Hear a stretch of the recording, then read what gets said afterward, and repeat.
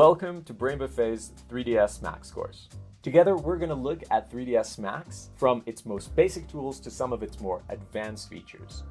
When we're looking at an object, that seam that joins both one side and another, that edge is just one edge on my actual object.